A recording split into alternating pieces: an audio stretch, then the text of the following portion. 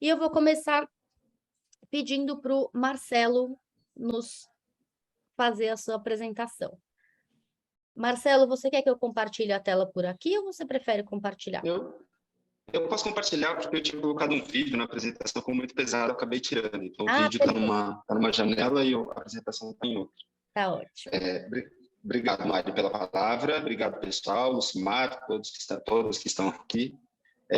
Desculpa por atrasar um pouco o cronograma, acabei me perdendo um pouquinho com a agenda, mas vou tentar ser rápido aqui para não tomar muito tempo desse nosso último encontro. O que eu trouxe aqui para a gente hoje foi essa apresentação aqui, que fala sobre uma série chamada... Vocês estão vendo a tela, gente? Estamos, sim. Fala sobre uma série chamada Primeiros Anos, que é uma série audiovisual, uma série de mini documentários já de entre 15 e 22 minutos, se não me engano.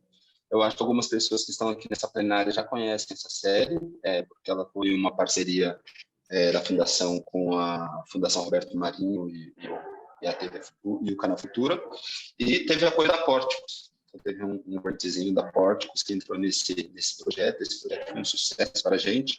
Queria contar um pouquinho dele para vocês hoje e para a gente refletir um pouquinho mais também. Para começo de conversa, vou fazer um preâmbulo, gente. Eu não participei diretamente da produção da série. Eu trabalho na comunicação da Fundação, propriamente, mas na relação com jornalistas. Então, o conteúdo mesmo fui eu que desenvolvi, mas eu estive bem perto. Então, eu fiz algumas conversas com algumas pessoas aqui dentro, para me apropriar um pouquinho mais também, além da divulgação que eu já havia feito, quando a gente lançou a série no ano passado. Então, ela é uma série, como eu disse, de 20 web documentários, de infâncias diversas. Cada documentário tem a história de uma infância Brasil afora, e aí traz uma série de temas que não são fáceis de tratar, né? Então, para a gente que trabalha com primeira infância, a gente sabe da dificuldade que é trabalhar racismo e raça com infância, questões indígenas com infância, questões de preconceitos de maneira geral. Então, essa série traz uma série de exemplos de como tratar, e eu acho que é uma força que o audiovisual dá para a gente, de tratar com sensibilidade, até com leveza, temas que são áridos e duros para a gente entrar.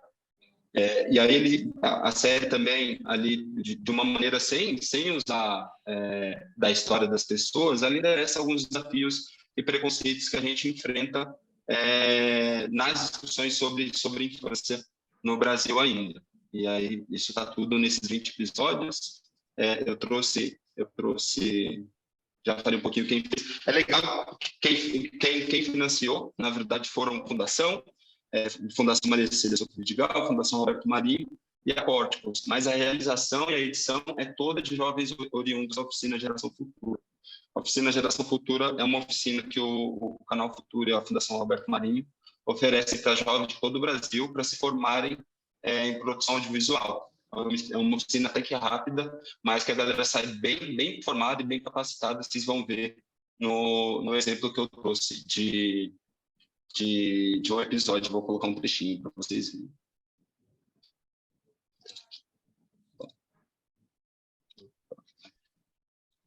Minha tela está cheia? Está sim. Se não saiu o áudio, vocês me avisem, por favor. Esse episódio tem 15 minutos, eu acho que vou deixar uns 5, 6 minutos para não tomar muito tempo, tá? Tá bom. Tá chegando o áudio para vocês? O áudio não está chegando.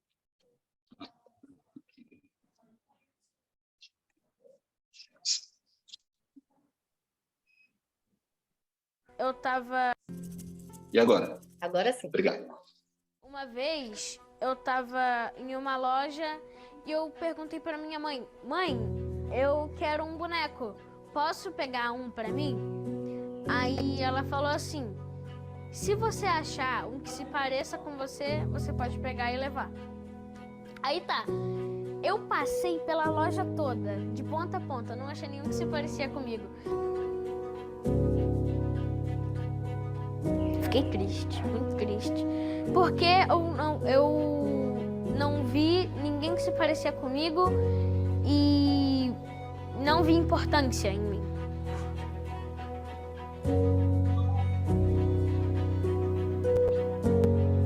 O nome dele é Zambi, ele tem 12 anos, eu tenho um valor sentimental por eles, então eu gosto de guardar eles. Tem a ver com eles serem parecidos comigo e também por serem feitos pela minha mãe e pelo meu pai, pela minha avó e também quase a família toda. E também porque eu achei eles bonitos. Eu fiquei uns dias brincando com ele, umas semanas, uns meses, não sei.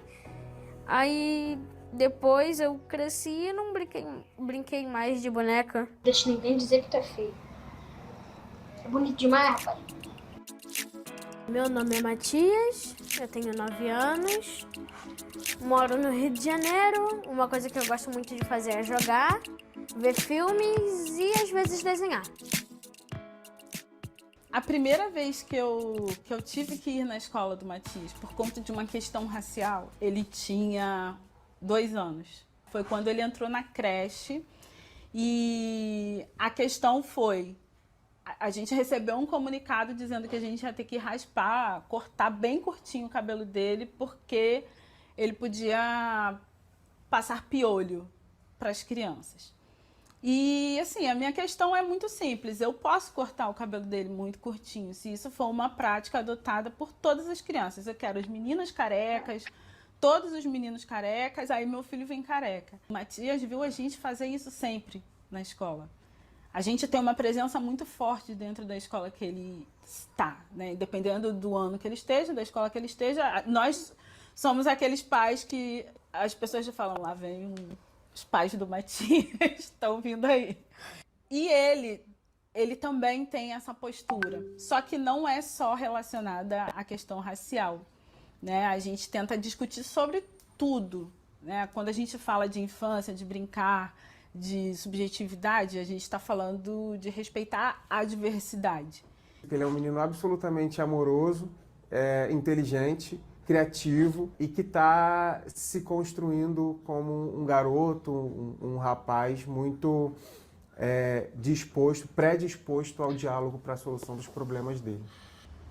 O nosso trabalho também nasceu dessa possibilidade de ter um contato com a infância muito mais intensa depois que ele nasceu. Eu empreendo na Era Uma Vez o Mundo, tenho 7 anos. Quando eu engravidei do Matias, eu tinha ainda uma relação com o meu cabelo, com a minha imagem, com a minha estética que não era muito bem resolvida. Nesse momento eu encontrei mulheres que fizeram muito sentido na minha vida. Nós formamos um coletivo, que é o coletivo Meninas Black Power. A gente começou a fazer oficinas em escolas, principalmente escolas públicas, com crianças, falando sobre cabelo, representatividade. Essas oficinas, quando era eu que ministrava, eu pensava muito em coisas que eu tinha feito para o Matias, num âmbito muito particular, que eu aprendi a costurar na infância ainda, numa máquina da minha avó. E quando ele era pequenininho, eu comecei a fazer coisas, bonequinho, coisas para enfeitar o quarto. O quarto dele de bebê era todo com elementos que eu e o Leandro tínhamos feito. Eu comecei a levar uma coisa ou outra para a escola, para fazer oficina com as crianças. E nesse momento foi que eu entendi que fazia sentido que esses brinquedos do Matias virassem materiais pedagógicos. Eu acho que dá para aprender brincando. Na minha escola, os meus pais foram lá para fazer uma oficina de brincar. E a gente aprendeu sobre a época de Zumbi dos Palmares, brincando. A gente aprendeu brincadeiras africanas e foi muito legal.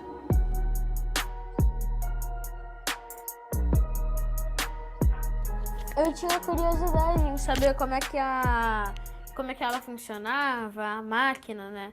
Como que era possível um pano ser transformado em uma roupa, né? Aí minha mãe me explicou bonitinho como é que funcionava e tal. Aí eu falei, posso costurar? Ela falou que eu podia. Aí eu fiz uma máscara, eu fiz uma roupinha assim, pequenininha, sabe, de boneca. Essas imagens dele costurando são do início da pandemia, que eu estava enlouquecida, não sabia mais o que fazer para conter essa criança, e ele começou a aprender a costurar.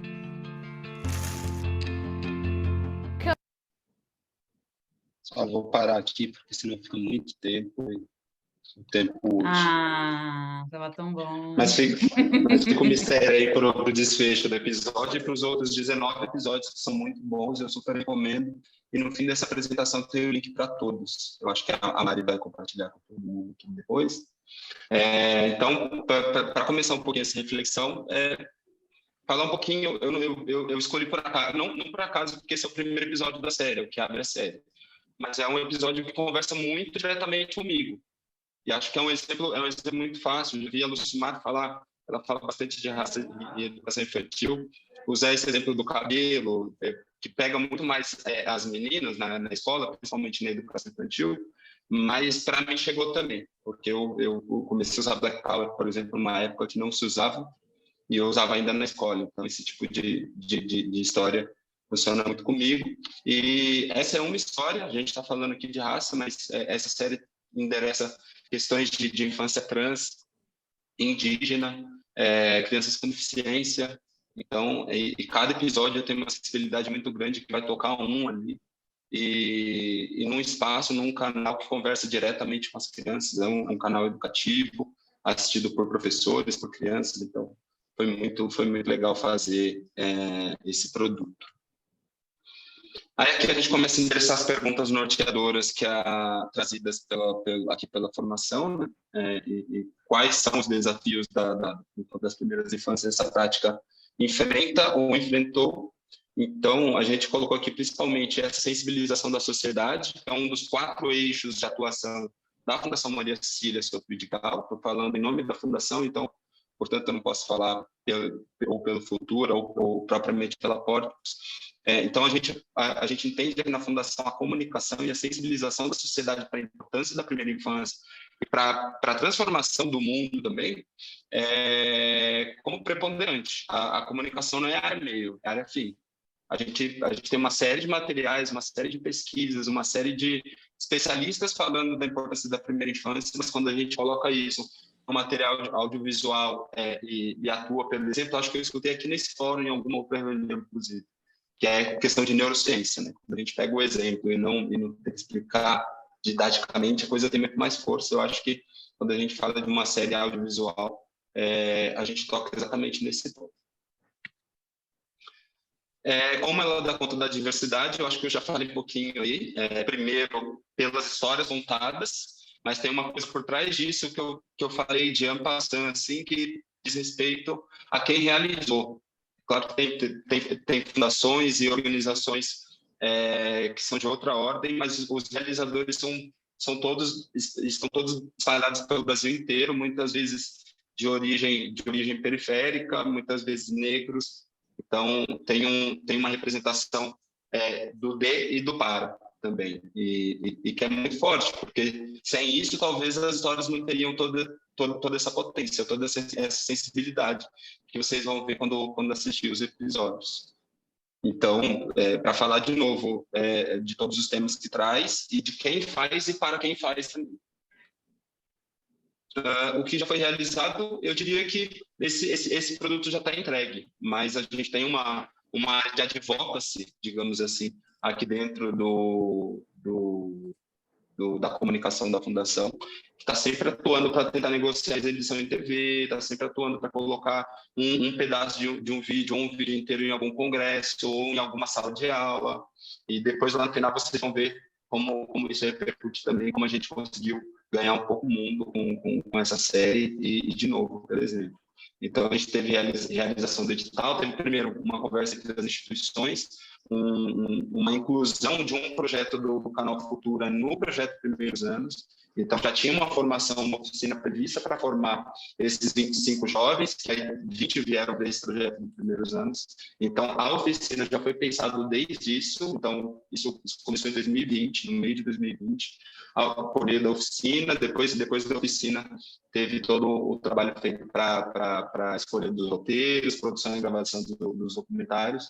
E, por fim, a exibição no Canal Futura, que foi no fim do ano passado até abril desse ano, em 2 horários. Então, a gente já fez todo esse trabalho e, de novo, a gente está sempre negociando, sempre que vê uma oportunidade de exibir esse conteúdo em alguma outra TV, seja comercial ou pública, ou em algum congresso que a gente participa, a gente está sempre colocando, e isso vem acontecendo. Os aprendizados que eu listei aqui, acho que são até um pouco óbvios para a gente que trabalha já com primeira infância, mas eu acho que, por exemplo, nesse primeiro exemplo, ceder voz e espaço para diferentes infâncias, tem um lugar de escolha dessa palavra ceder e não dar, que a gente usa muito no nosso discurso no dia a dia. Vamos dar voz, e aí traz essa coisa de tutela, né? A gente não quer tutelar. Tipo, o Canal Futura, com seu projeto, foi lá, deu formação para a galera aprender a operar uma câmera, porque as histórias já estão lá, a potência já existe, então é só a gente ceder, deixar a galera entrar e fazer o que tem que ser feito. A identificação que gera, né? Quando uma criança, um professor, dependendo da sua origem, identifica na tela uma pessoa igual a você e não está acostumado com isso, e está num lugar que não é um lugar de subalternidade, que é um lugar de ter sua história e a importância da sua história contada ali. Isso tem uma potência enorme para a gente que ocupa esses espaços, a gente sabe isso fica bem latente. E a sensibilidade dos alunos e realizadores, que é isso que eu falei um pouquinho no começo, essa junção de que forma quase um círculo, assim, uma coisa que vai e volta, que fecha.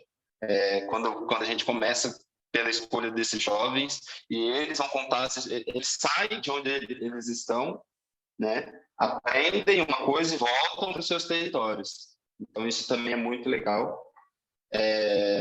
Mostrar o rosto e a voz das pessoas que enfrentam os problemas e são as soluções no Brasil de hoje. Então, isso foi feito no ano passado. Eu acho que o cenário já mudou um pouco de um ano para cá, muda muito todo dia, mas em cada episódio tem algum problema, alguma realidade e alguma potência que a gente enxerga para encarar esses mesmos problemas. Então, dá um tom de esperança, não é só uma coisa de nossa, como a situação está feia no Brasil, uma coisa que desampara, né, que desmobiliza. Então, os vídeos todas as histórias, cada uma tem sua peculiaridade ali. Às vezes tem umas histórias mais pesadas, um pouquinho mais tristes, mas todas endereçam um lugar de esperança, de vamos fazer, que mobiliza as pessoas. Eu acho que esse é o papel da sensibilização e esse é o papel de escolher em colocar essas histórias em vídeo e não, sei lá, contá-las de outra maneira. E, por último, acho que de 20 episódios, eu acho que 3 endereçam o tema do racismo, acho que 3 também endereçam infâncias indígenas, e aí, entre outros vários temas que tem ali, mas fica muito forte, fica muito latente, ficou uma identidade desse projeto, de preservar e potencializar a ancestralidade, as histórias dos povos negros e originários que construíram esse país, né?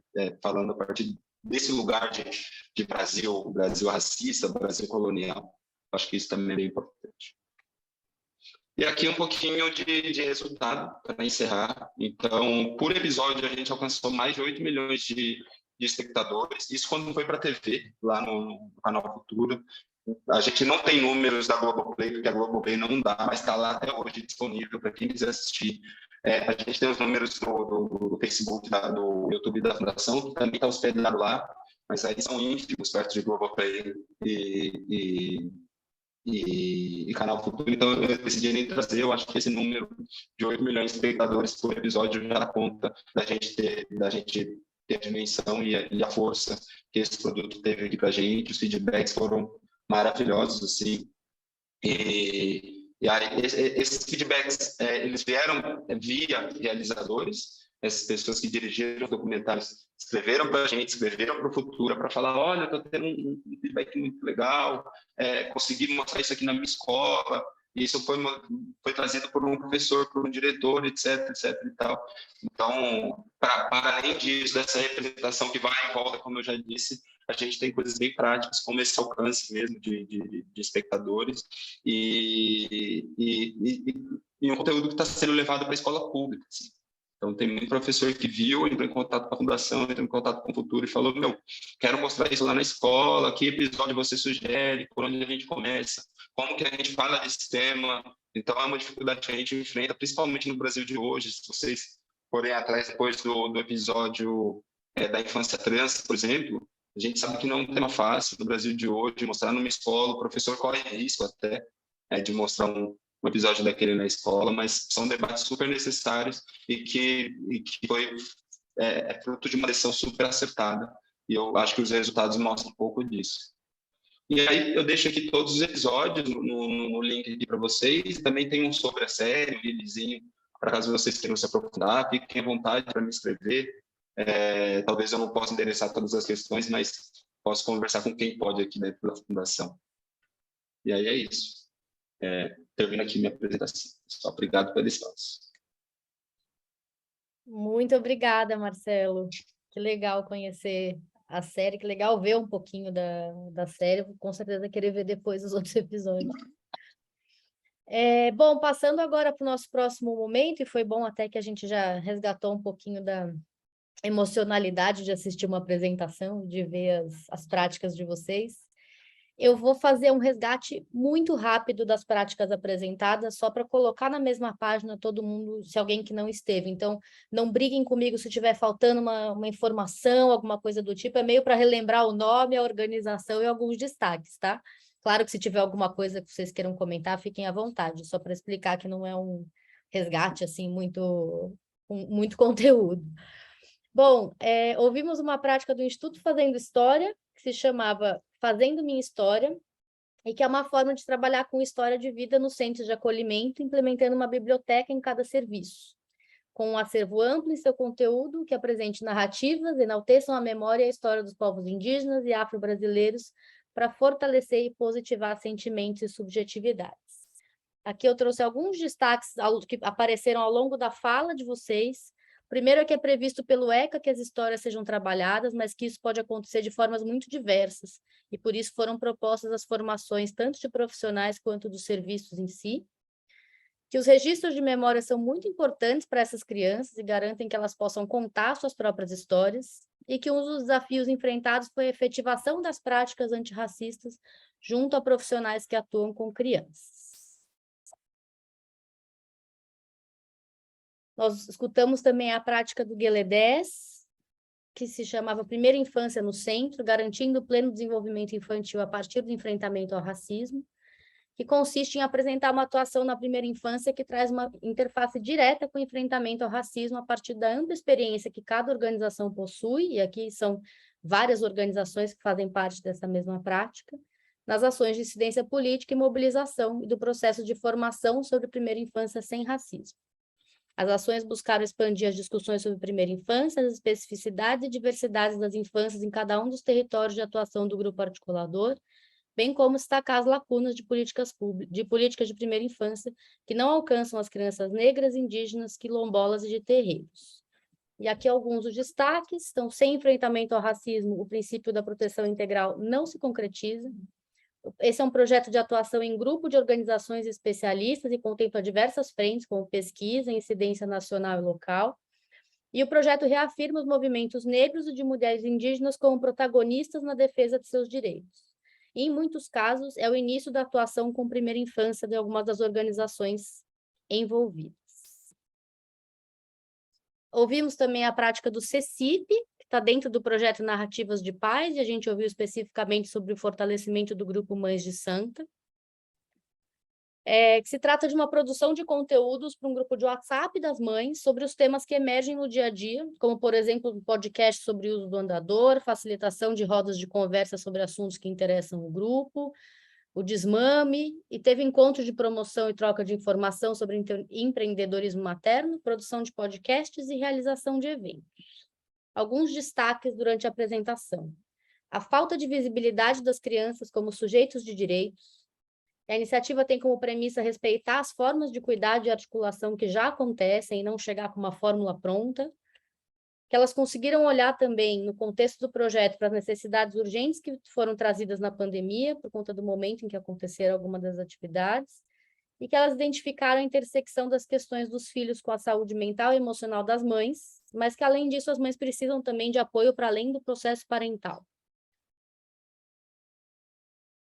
Ouvimos também da Rede Nacional de Primeira Infância, elas nos apresentaram um pouco mais do plano plano estratégico e tático que foi criado para essa gestão da RNPI, e elas falaram bastante de articulação e mobilização de organizações e pessoas para defender e garantir os direitos da primeira infância, e aí não falando só de educação, mas de saúde, assistência e todos os temas que perpassam o trabalho com a primeira infância.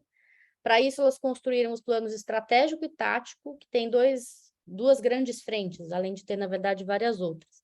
Uma é de fomentar as redes, as REPs, e ampliar de forma qualificada o número de planos municipais pela primeira infância, com foco em garantir que os municípios realizem os diagnósticos da primeira infância e que, a partir deles, tenham condições de construir políticas públicas que atendam, de fato, a esse público que está sendo endereçado.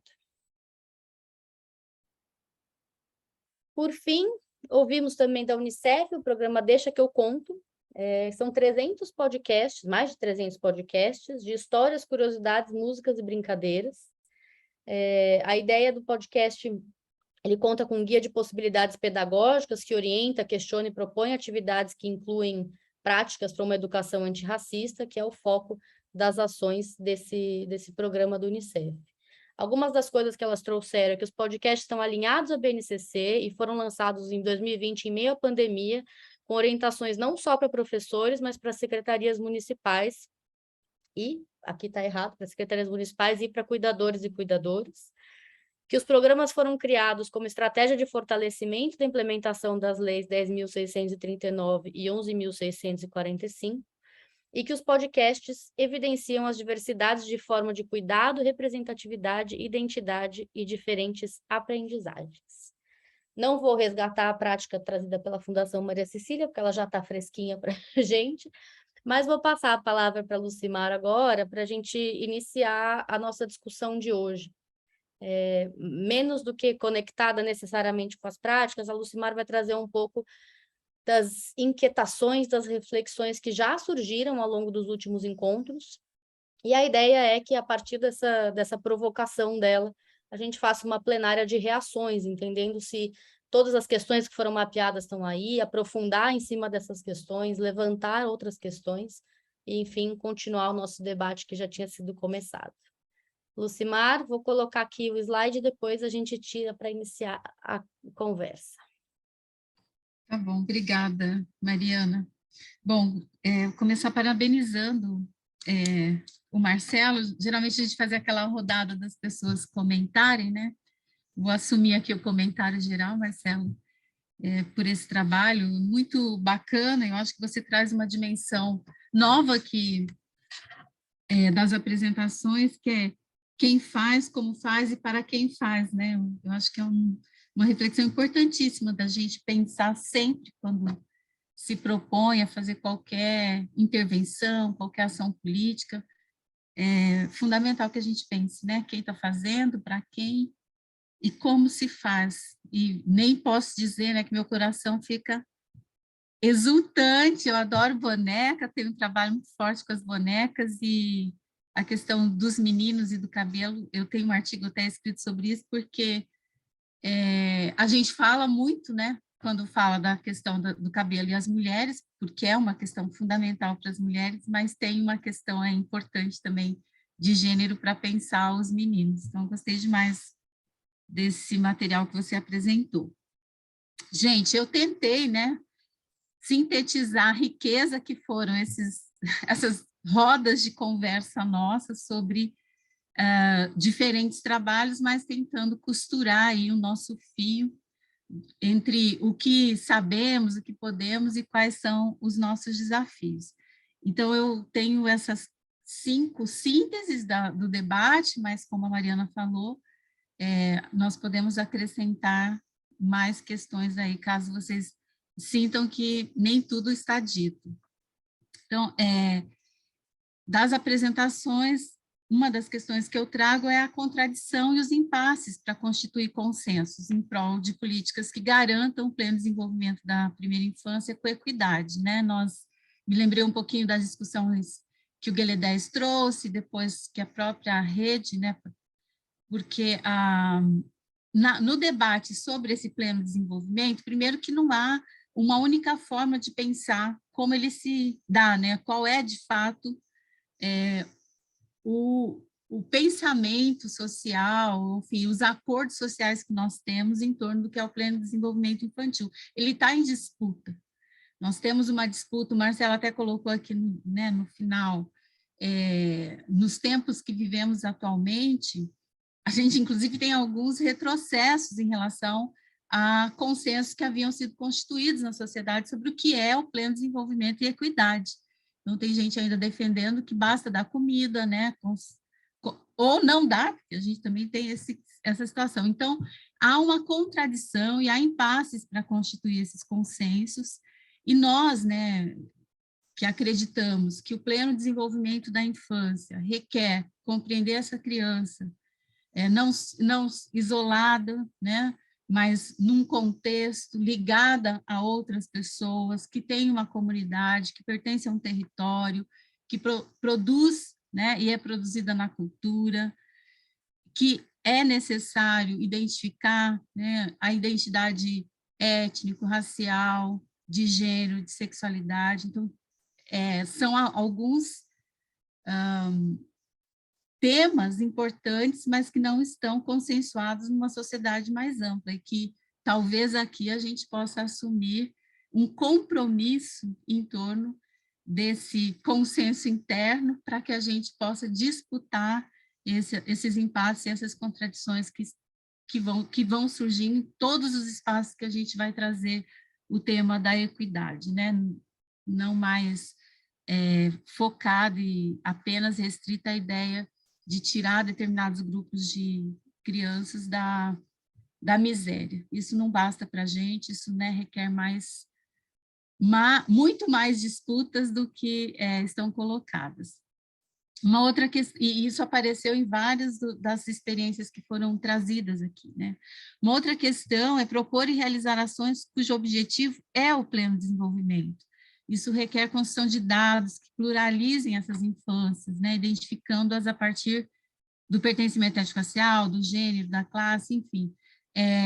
Não é possível, né, construir uma ação efetiva que garanta esse pleno desenvolvimento se a gente não sabe com quem a gente está conversando, né, qual é o diálogo que nós temos que constituir naquele espaço, naquele território, e isso exige de todas nós uma produção e uma busca de dados mesmo, dados concretos que nos deem conta de quem são essas pessoas com as quais a gente quer dialogar.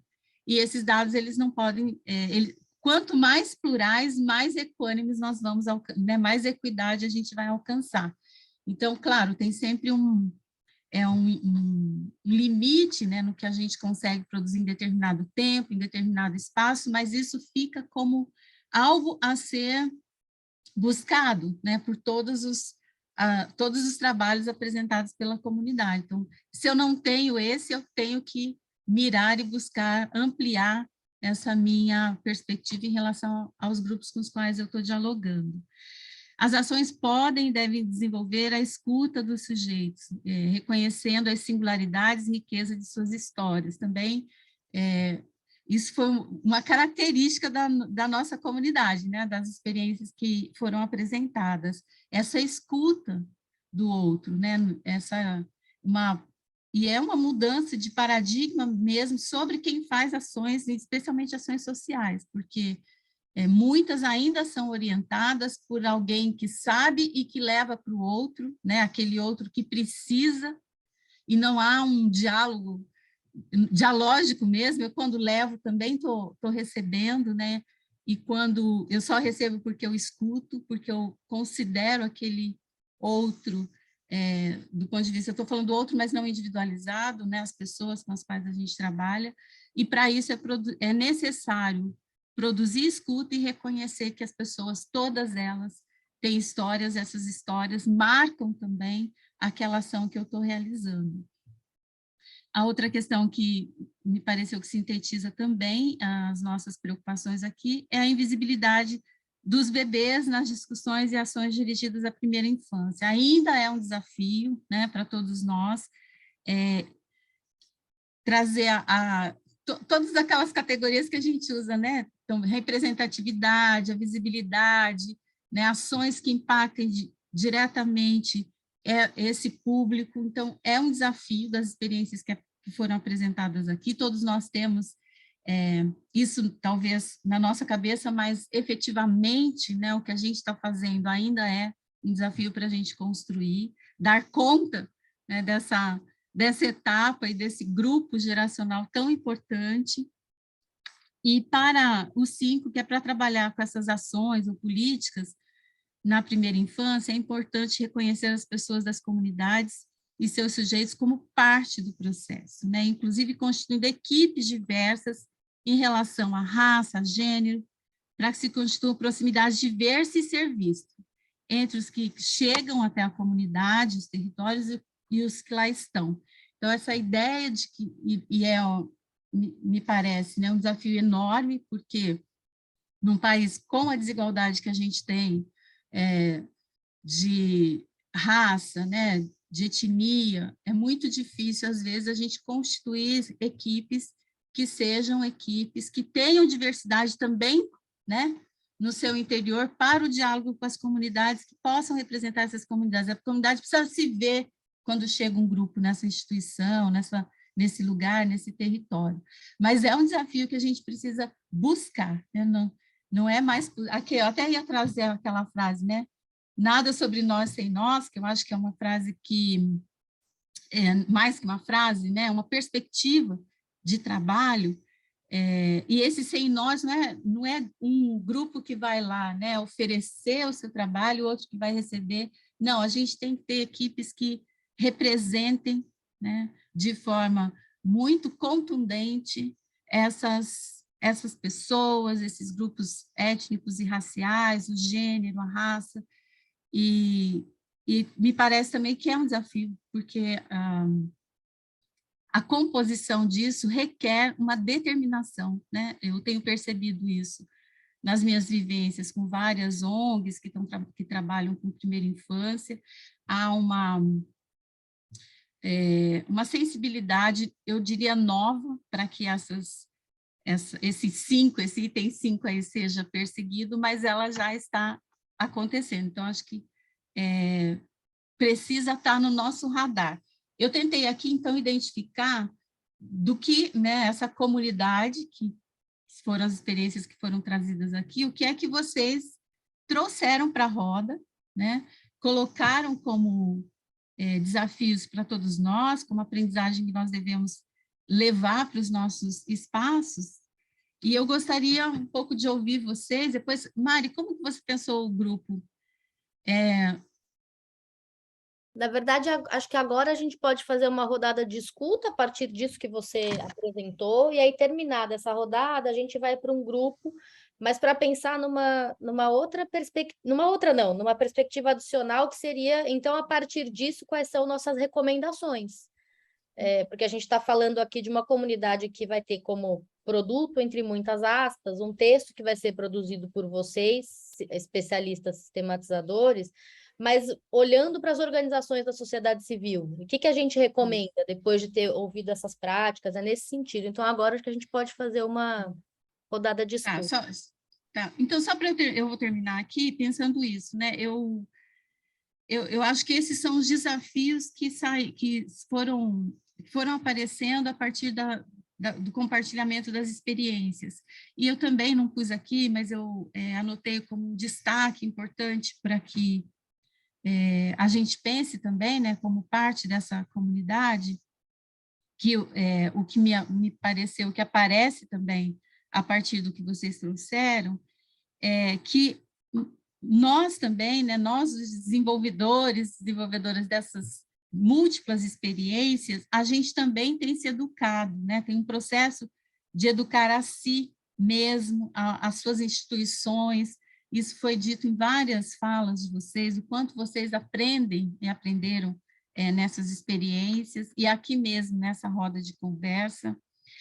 E há também, né, uma dimensão que eu estou chamando aqui de relações, de busca de relações horizontais, né, de superar as formas hierárquicas que muitas vezes esse tipo de ação produz, e de afetividade, talvez no sentido mais freiriano, né? Tenho muito medo de usar a ideia do afeto para a gente não parecer não despolitizar a ideia do afeto, mas eu percebo,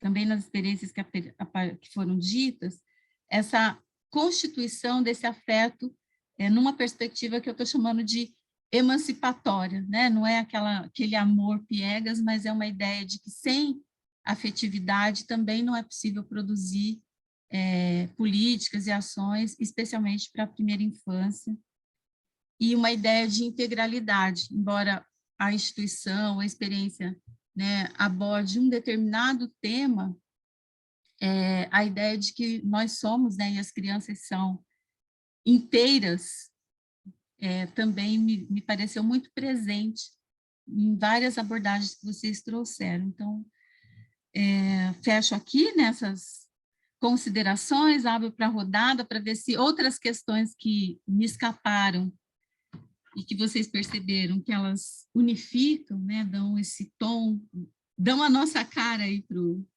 porque, como a Mariana falou, eu quero escrever um texto que, quando vocês lerem, falem, nossa, esse texto parece com a gente mesmo, parece com essa experiência aqui que nós construímos juntas, né? Porque estamos aqui construindo uma experiência que é essa ideia da comunidade de aprendizagem. Então, eu queria que vocês apontassem outras questões, trabalhasse uma delas ali um pouco mais, enfim, é uma rodada mesmo de percepções sobre esse momento.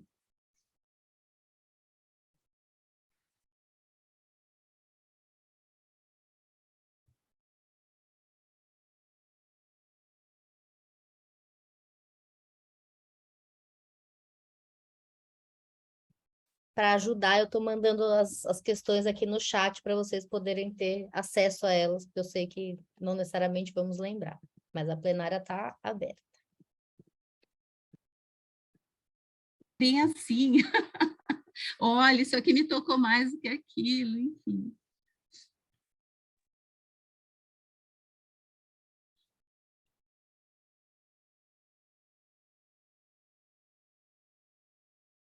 Acho que talvez para ajudar um pouco, tem uma possibilidade também de vocês trazerem, faltou alguma coisa aqui, ou nesse ponto eu acho interessante a gente reforçar tal coisa, ou não concordo com esse ponto, acho que dificilmente está nessa casa, mas é vocês elaborarem um pouco em cima dessas questões que a Lucimar trouxe, até de alguma forma validando se são essas mesmas as reflexões que surgiram ao longo das conversas.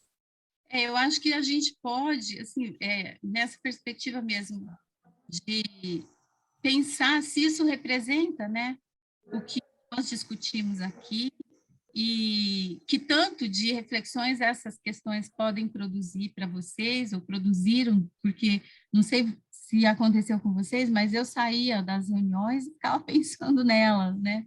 Não só porque eu tinha que trabalhar com isso, mas por conta das próprias experiências mesmo que foram apresentadas. Se vocês foram buscar, se essas experiências de fato produziu, né, uma aprendizagem, outra que você veio para cá, enfim, mais ou menos por aí. Fala, Letícia, você levantou a mão? Levantei. Primeiro, acho que está ótimo, acho que foi uma excelente sistematização, assim, eu sinto que contempla as principais discussões que nós tivemos aqui. Eu acho que a minha fala é mais num detalhamento mesmo e na troca de experiências assim que reforçam essas discussões que foram trazidas.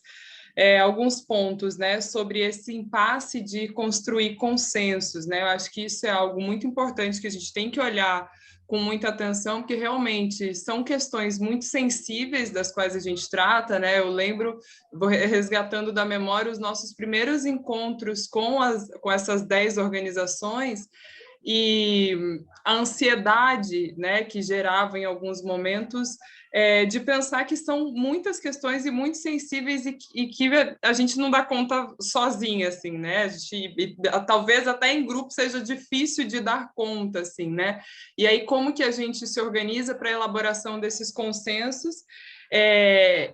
E eu acho que são decisões políticas e muito estratégicas, né, que precisam ser elaboradas nesse campo, porque a gente está falando de infâncias diversas, em que tem relatos, por exemplo, do SEDEMPA trazendo para a gente. A gente está aqui falando de crianças quilombolas, mas as nossas crianças são quilombolas e também são ribeirinhas, e também são crianças negras, né? Então, como que a gente dá conta disso e aí olha para as nossas políticas públicas e faz com que essas políticas públicas olhem para essas diversidades, né?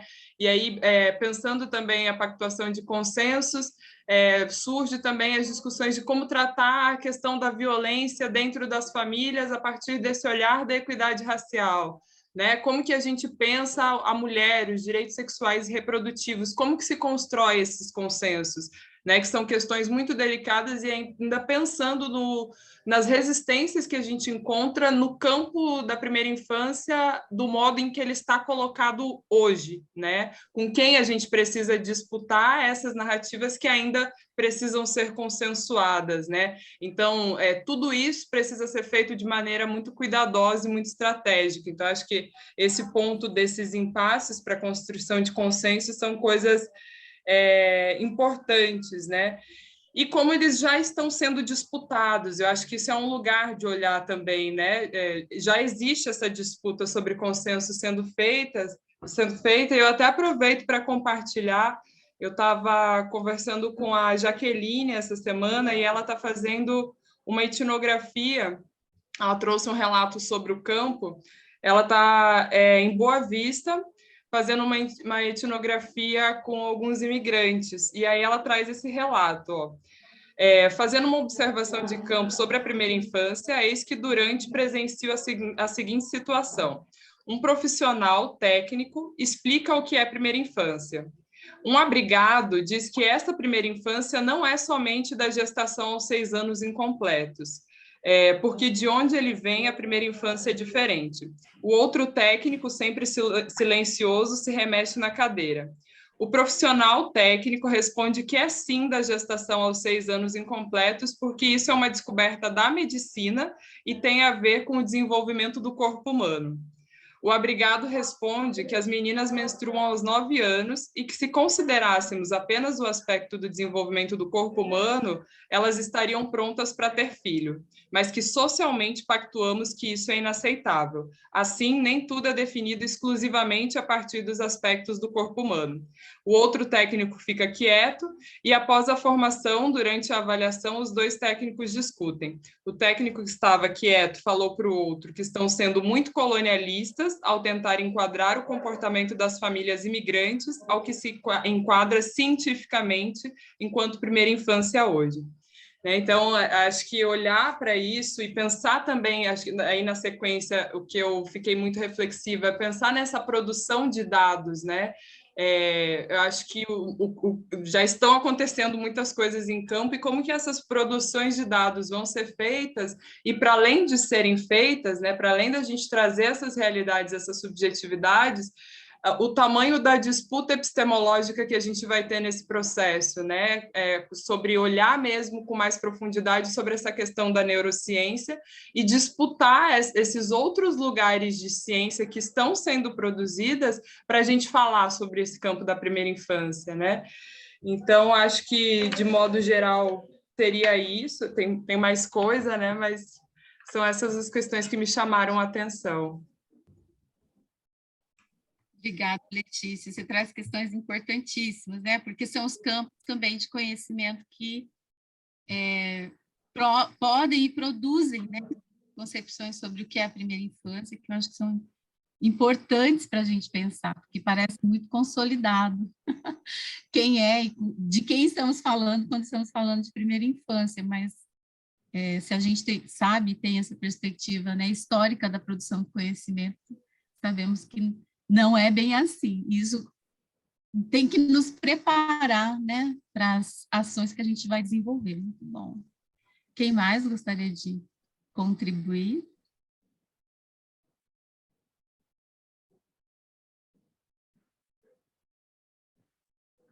Que foi, gente? Vocês ficaram muito reflexivas, foi? Que eu peguei Estamos pesado. muito reflexivas, Lucimar, ficamos aqui.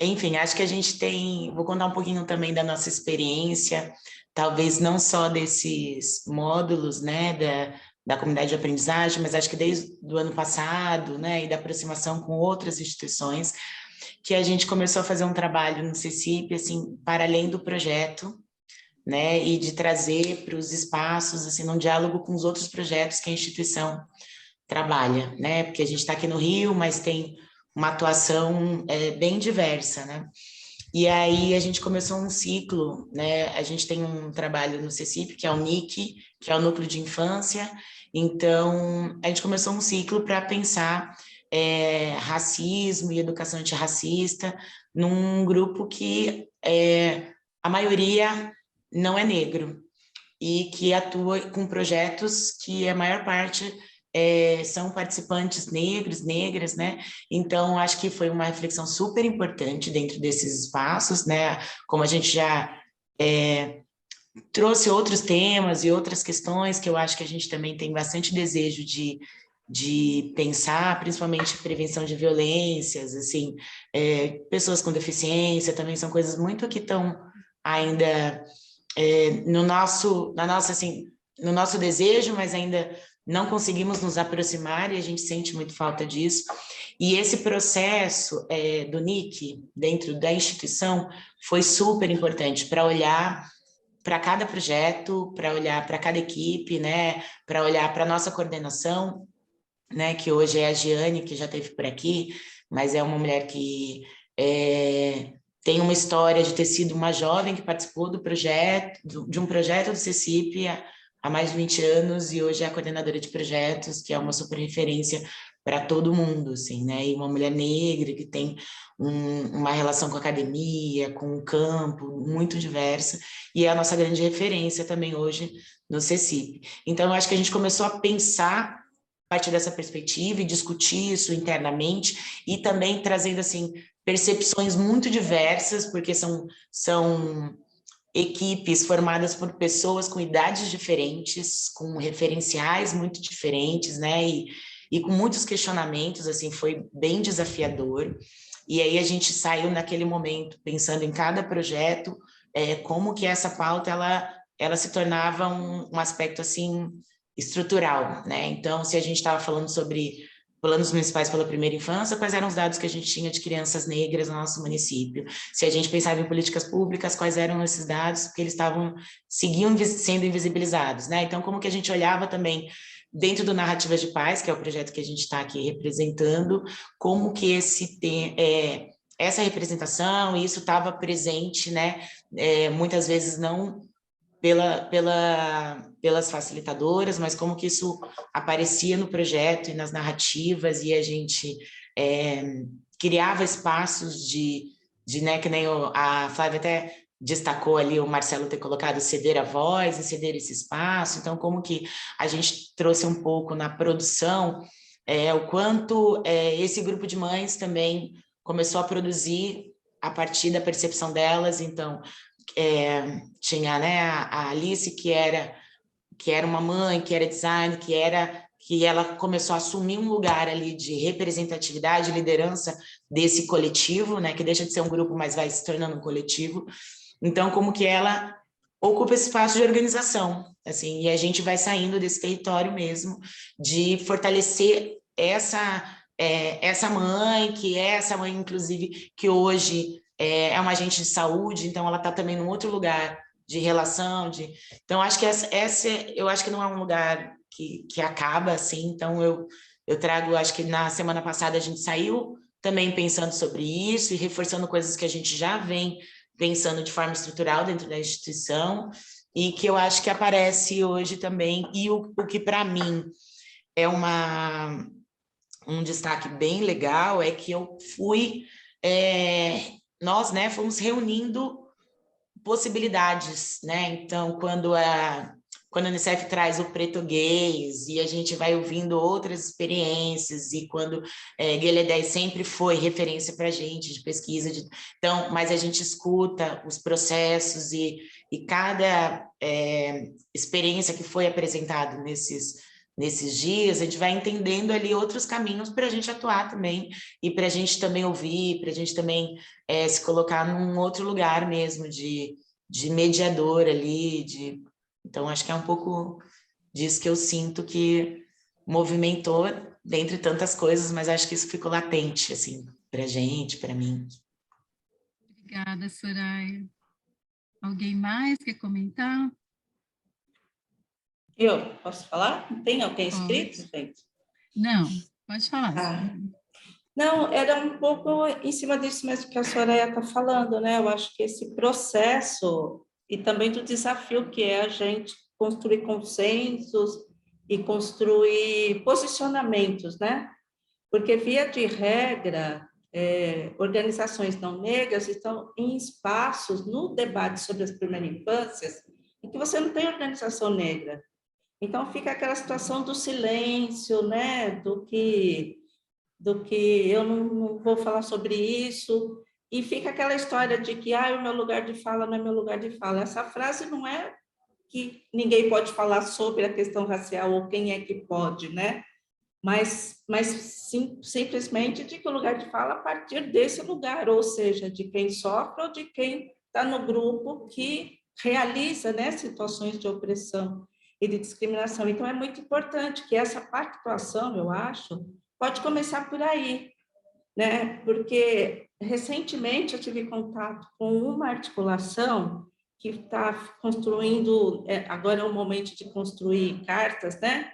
Carta compromisso e carta tudo, e aí era voltado para as crianças, acho que de criança e adolescente, ou em situação de violência, ou socioeducativo, e não aparecia a questão do racismo.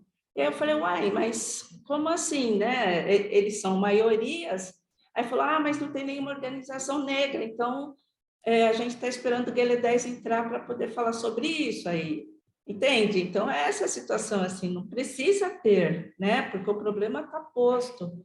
Então, eu acho que essa comunidade de aprendizagens aqui que a gente construiu também é uma comunidade de solidariedade, né? Eu acho que esse também é o lugar em que a gente, né, independente de que lugar, em que momentos estamos, eu acho que a gente pode de poder recorrer aqui também, né? Olha, aconteceu isso, ou não sei o que fazer, ou vamos fazer juntos, vamos fazer juntas, né? Então, eu acho que nesses 5 pontos que o Lucimar trouxe, é exatamente isso, né? Mais do que tudo, situações em que a gente pode também antenas, né? Tá atenta para essa situação. E dentre os desafios que a Lucimar trouxe, ela falou dos bebês. Gente, não sei. Eu acho que é extremamente difícil, né? É difícil dar como é que foi que o Marcelo usou? Dar voz ou ceder a voz, não sei, ceder, né? Voz. Ceder voz para as crianças, para os bebês, gente. Bebê tem dor, né? Ninguém mexe, sabe assim? Então, fica muito mais difícil. Então, acho que é um tremendo desafio, mas nem imagino que é isso, né? A gente fala de 0 a 6, mas quando eu estou falando, estou pensando nos bebês, porque aí é um desafio que sabe assim, eu pulo, assim, eu vou pulando. Mas acho que o Marcelo trouxe, né, nos vídeos algo bem legal, né, que é a criança no primeiro lugar, né? Eu não lembro o nome do menino, ele falando, e a fala dele traz esse lugar, né, do protagonismo, esse lugar, né, o lugar da ação ali, da reflexão, a partir, claro, que é um menino que tem, né, um longo processo ali de formação, de, né, orientação dos pais e tudo mais, mas ele tem muita desenvoltura ali. E a partir do... Aí eu estou pensando no audiovisual, né? Como essa ferramenta também para a gente, como é que a gente aqui também pensa nessas diferentes linguagens, até, eu esqueci, acho que foi Thaís, né, que trouxe a questão dos contos, né? Então, essas diferentes linguagens que a gente tem aqui, porque a partir, por exemplo, do vídeo, o menino desconstruiu, destacou diferentes preconceitos, né? Lugares de meninos, lugar de menina, né? Então você resolve, são as pegadas assim do campo da cultura que resolve aquilo que a gente não consegue colocar no papel, né? Então acho que tem aí saídas muito boas para a gente pensar outras formas de falar, né? De se comunicar e de incidir. Achei bem legal, é isso. Legal. Ô, Su, quando você fala dos bebês, de fato ele é um desafio, né? A Constituição, mas a provocação eu acho que é importante, porque sempre que a gente é desafiado, a gente vai atrás de respostas. Então, existem muitos movimentos hoje que pensam políticas, ações para bebês, mas elas estão muito estratificadas, né? São ações muito focadas numa classe média, média alta, em escolas privadas ultra especializadas. Então, eu acho que nós que estamos aqui nessa ciranda, né, de pensar política. Eu estou sempre em política e ações, né, porque a gente, quando fala em política, está sempre pensando em políticas de Estado, mas não necessariamente, né? Por isso que eu fiz sempre barra ações, assim. Quando provocadas, nós nos colocamos esses desafios e vamos enfrentando, né? E eu acho que faríamos coisas lindíssimas. Não sei se foi aqui, alguém comentou, mas existe uma experiência no Maranhão que é de bebês quilombolas. É um trabalho muitíssimo interessante com bebês quilombolas. Então, acho que se a gente cavucar, como diz meu pai, a gente vai encontrar já algumas experiências que nem ganham lugar, centralidade, visibilidade, porque, como eu falei, as ações com bebês, elas estão muito estratificadas, elas estão muito elitizadas, mas também se a gente cavucar, né, na organização das experiências que a gente pode produzir, a gente vai encontrando lugar, né, para fazer. Depois eu trouxe uns slides, aí vai aparecer um bebê lá, depois eu vou mostrar para vocês. Quem mais? Mais alguém quer comentar sobre... Então, olha, acho que a questão dos dados apareceram, né? A questão dos bebês também foi trazido. A ideia dos consensos, das contradições, dos impasses para a gente construir as nossas pautas de luta. Que mais quem quer comentar uma outra coisa que não esteja ainda, que não tenha sido debatido aqui, se vocês também consideram pertinentes? Lucimar, eu queria pedir licença só para complementar um pouquinho a fala da Letícia, que eu achei muito boa, sobre essa coisa de encontro, né, de coesão, que eu acho que é aí que está o cerne de uma série de questões e desafios que a gente enfrenta. Algumas coisas que a gente percebe, alguns avanços recentes nos últimos anos, e algum lugar que a gente retrocediu. E aí eu estou bem focando na discussão sobre raça, que essa condição individualizante que todas as contraforças nos dão quando a gente tenta algum movimento. Acho que sempre lembrar que os nossos movimentos não são de indivíduos, os nossos movimentos são do coletivo, são de frente, e uma frente ampla, né? E eu acho que cabe essa reflexão para enfrentar a primeira infância, e é legal quando a Suelane provoca da gente pensar na criança, porque é isso, a gente fica olhando de uma perspectiva, às vezes, um pouquinho menos desafiante, digamos assim, E aí ela pega e traz, pô, mas se a gente não consegue nem colocar a criança, não, se tem uma coisa de tutela para os adultos, que dirá para as crianças. Talvez a chave esteja a gente pensar a partir da criança. O desafio é maior, mas é isso, porque às vezes a gente fica olhando a montanha de baixo e não encara. Então, só queria trazer essas reflexões como os desafios estão colocados e de que perspectivas a gente tem olhado e deve olhar para elas. Nessa perspectiva de pensar a partir da criança e voltando para as coisas dos bebês, tem uma outra experiência do campo que a Jaque compartilha, é um cenário em que crianças cuidam de crianças, assim, crianças na primeira infância estão cuidando dos bebês, né? Enfim, as mães estão lidando com uma série de conflitos, então tem muito presente, e nas comunidades a gente vê isso com frequência, né? Aqui na comunidade onde eu moro é muito comum a menininha de 7, 8 anos com a irmãzinha no colo e assim por muitas horas, cuidando mesmo, não é só uma coisa assim, tipo, fica aqui enquanto eu vou ali ver um negócio e volto. É um processo das crianças mesmo cuidando dos bebês, então...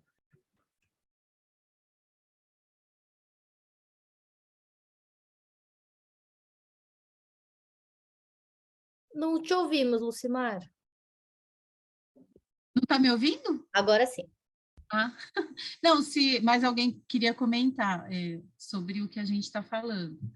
O que o Marcelo traz, né, eu acho que é importante essa ideia da coletividade, porque também é uma coisa para a gente ficar atento nas ações que a gente faz, porque embora, né, os sujeitos não desapareçam, as discussões, né, o pensar coletivamente, ele é fundamental para a resolução de quaisquer problemas, né, colocados.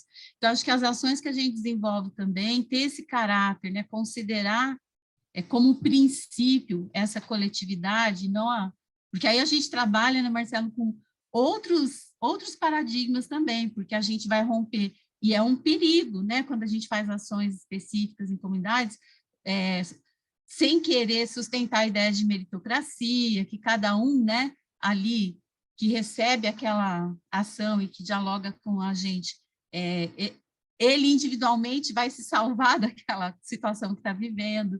Então, acho que essa é uma perspectiva importante de trabalho que eu coloquei até lá quando eu coloquei nos nossos pontos comuns, porque uma perspectiva no campo da educação eu chamo de emancipatória, né? É muito essa ideia de, não é transformar a vida do sujeito, daquela família, mas é transformar a sociedade em que a gente está vivendo, porque muitas situações que os projetos aqui operam, e a gente falou um pouquinho, acho que foi na primeira conversa, eles operam em função de uma desigualdade de classe, né, que está instituída, e de uma desigualdade de raça e gênero. Então, a gente precisa... não pode ser ingênuo ao trabalhar né, ao desenvolver os nossos projetos. A gente pode ser bom samaritano, mas não pode ser ingênuo, né? No sentido que a gente sabe que as estruturas que precisam ser alteradas para alterar, inclusive, o jeito que a gente chega nas comunidades, nos territórios, as necessidades de trabalho que a gente desenvolve ou não, elas podem ser diferentes à medida em que a gente altera essas relações de desigualdade e hierárquicas, porque muitos trabalhos são sustentados por essa desigualdade. E a gente, quando entra, né, nessa roda, a gente precisa entrar, ou poderíamos entrar de uma forma ingênua, mas também a gente pode entrar sabendo que aquele trabalho não vai mudar totalmente a estrutura da sociedade, mas ele pode contribuir. Aí eu volto para a ideia que você trouxe, até queria problematizar um pouco a ideia de ceder a voz, né? Porque quando você fala, olha, quem fez, como faz e para quem, que os sujeitos últimos que olharam ali, né, produziram os audiovisuais, eles também estão dialogando com a própria história, né, com as suas experiências, e talvez por isso tenha, né, como você falou, tanta potência aquilo que com quem eles escolhem dialogar, de que jeito escolhem, né, a criança como um protagonista.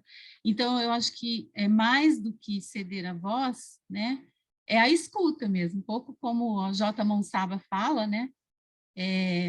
E ligando o que a Celane fala, porque ela, lugar de fala, a gente precisa construir lugar de escuta, né? Então, quando eu escuto, quando eu produzo esse lugar de escuta, eu ouço, e ouço muita coisa interessante, ouço de criança a velhinhos, de bebês a velhinhos, né? Muita coisa importante para a construção daquela própria resposta que às vezes a gente levou ali, e achando que e fazendo um esforço para que fosse a melhor resposta possível, mas quando a gente abre o espaço da escuta, né? Nem dar voz, eu acho que nem ceder, mas abrir o espaço da escuta, a gente vai ver coisas incríveis, né? Vai descobrir, fazer coisas incríveis com esses grupos.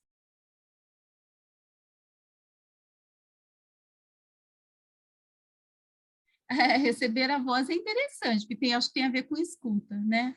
Mas a gente precisa, né, ir pensando como fazer, como produzir cada vez mais. E a escuta, ela não é passiva, né? Porque às vezes a gente fala, então, porque assim, quando a Letícia fala, a gente precisa fazer a partir da criança. A criança é parte, pode ser, né? E deve ser processo. Mas a escuta também, ela não é um espaço passivo, né? O outro não tem toda a verdade, nem eu. A gente está em diálogo. Então, ele escuta e eu também, né? Eu acho que é mais ou menos por aí, quando a gente pensa ações, né, para produzir esse outro na sua integralidade, enfim. Não me deixem viajar, que eu vou viajando. Que mais, gente? Eu acho que foram, né? Acho que quem mais, a Soraya fez um enfrentamento bem bonito ali da questão 5, que eu acho que é uma questão que está posta para nós, e ela trouxe ali como o CECIP está dialogando com esse desafio, né, de fazer também, né, compor na sua pluralidade. As equipes precisam ser plurais, elas precisam também dialogar, né, com essa intersecção da raça, do gênero, da etnia.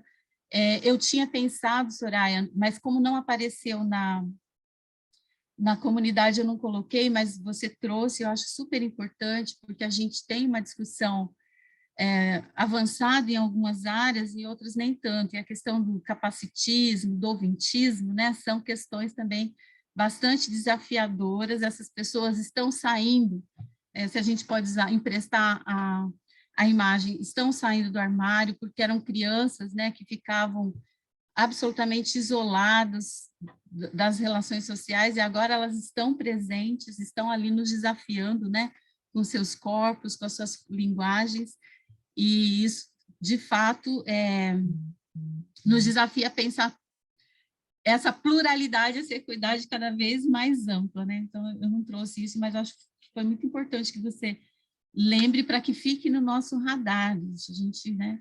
E o desafio é esse, é ir ampliando essa nossa perspectiva de equidade, porque se antes a gente estava satisfeita com a questão de classe, né, e a raça entrou, o gênero entrou, a sexualidade entrou, e outras diversidades, singularidades e desigualdades também precisam entrar nesse nosso radar para que a gente, de fato, consiga dar conta do desafio que é o nosso GT, né, gente?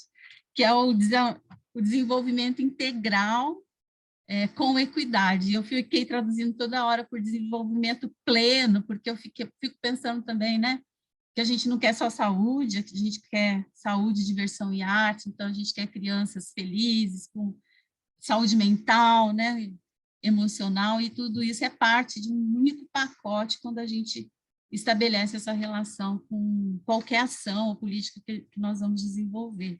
E que as histórias, né, que vocês trouxeram aqui dialogam muito com essa perspectiva. Maria, eu não tô, são 3h30? 3h20, eu acho que se não tiver mais nenhuma reflexão a partir do que você trouxe, a gente pode passar para o próximo momento, mas não quero interromper ninguém. Tá. Então, vamos ver mais alguém, se quiser falar, depois a gente faz também essa rodada dentro desse próximo momento, mas se alguém quiser fazer algum comentário, está aberto ainda, gente, nós ficamos nos 5 pontos, ninguém aumentou os pontos aqui ainda, se eles deram conta mesmo.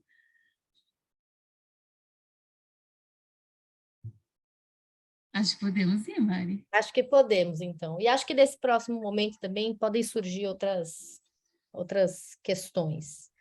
Pessoal, agora a proposta é a seguinte, entendendo que a gente poderia ficar mais muitos outros encontros discutindo outras questões, outros desafios e recomendações, mas que a gente amadureceu um pouco a discussão ao longo desses últimos. A proposta é separar vocês em 2 grupos, para vocês responderem a 2 perguntas. E aqui entendendo também que a ideia dessa comunidade é que a gente prepare esse texto e esse vídeo depois, que vão ser lidos um pouco como essa nova narrativa para as primeiras infâncias e como recomendações para organizações e gestores públicos que vão atuar nos campos que a gente vem tratando. Então, é para vocês responderem de forma, não precisa ser sucinta, mas não precisa elaborar tanto as ideias, para vocês colocarem as ideias aqui, 2 perguntas. A partir das apresentações das práticas e das reflexões conjuntas, o que queremos estimular e que recomendamos para as organizações que atuam no campo do pleno desenvolvimento da primeira infância? Então, por um lado, são recomendações, e pelo outro, o que não é mais uma prática aceitável. Então, o que não é mais aceitável para quem vai trabalhar com essas temáticas, para quem vai desenvolver práticas com esse grupo, para esse grupo, o que não é mais aceitável? Eu mandei para vocês o link no chat desse site que eu tô, que é um Padlet. Vocês podem selecionar uma única pessoa por grupo para escrever nele as ideias todas do grupo. E é bem fácil escrever aqui. Se vocês derem 2 cliques em qualquer lugar da tela, aparece aqui essa telinha, vocês escrevem alguma coisa, clicam em publicar e aí aparece a publicação aqui.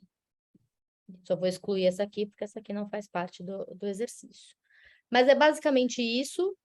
O link está aqui no chat, mas de qualquer forma eu passo nos grupos também para apoiar vocês no uso disso aqui, porque eu sei que se nem todo mundo usou, não necessariamente é fácil. O pedido é para vocês trazerem essas recomendações, que podem ser em frases, podem ser parágrafos mais elaborados, mas para que a gente tenha um registro do que são essas recomendações e essas impressões do que não é mais aceitável do ponto de vista desse grupo. Tudo bem? Legal. A gente vai ter, acho que uns 20 minutos de grupo. Eu vou colocar vocês agora e passo lá daqui a pouco. No túnel do tempo. Exato, o túnel do tempo, o teletransporte. Até já, pessoal. Boas conversas.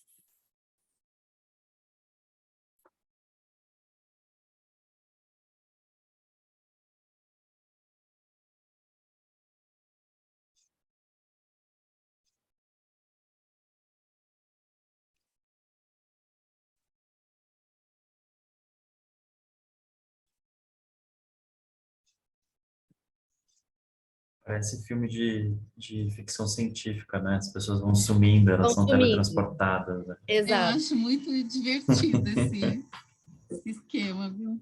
Presença Oi, Mari. ilustre, Dodô.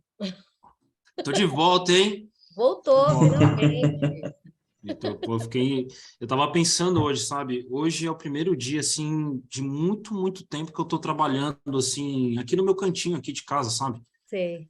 Porque, enfim, agora com essa coisa de trabalhar de casa, né, você acaba pegando carinho, assim, conexão com as coisas, sabe? E eu tô numa rotina bem acelerada, assim, desde junho, né? E, enfim, tudo isso para dizer que eu tô de volta, tive férias também, retomando tudo por aqui. Vocês estão bem? Tudo certo.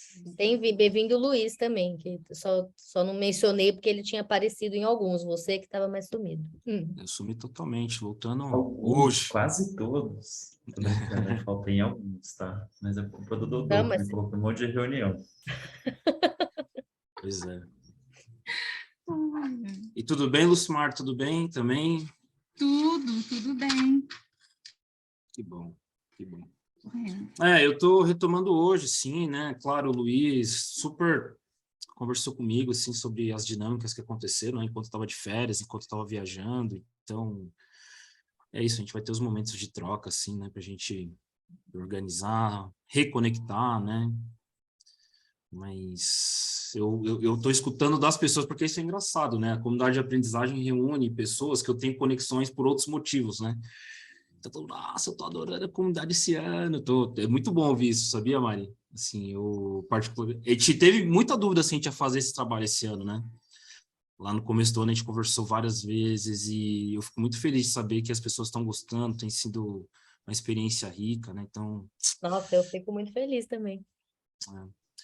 Eu também, porque no começo parecia tão... A gente estava sem o desenho, né? Exatamente assim. Foi desafiador.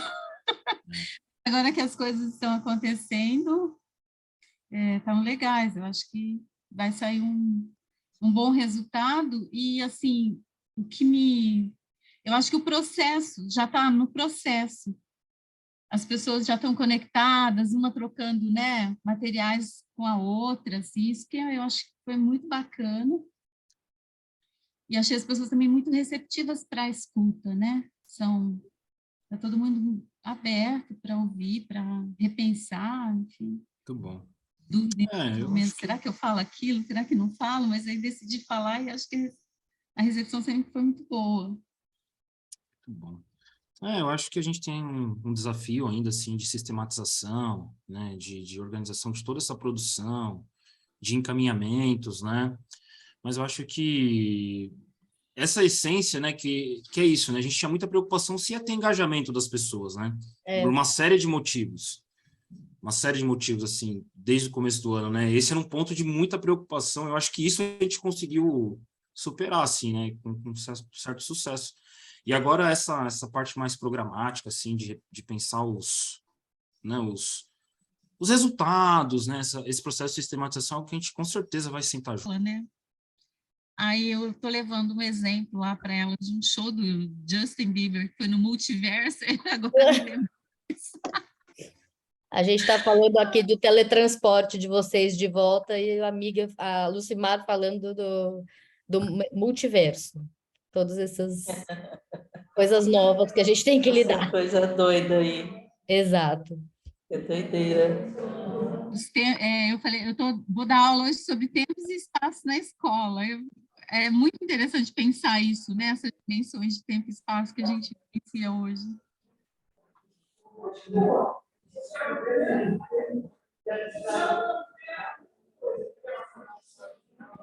Voltamos, teletransportadas. Estava quase indo lá para Salvador, na casa da Letícia. Olha, ela me convidou, né, Maria? Ela me convidou.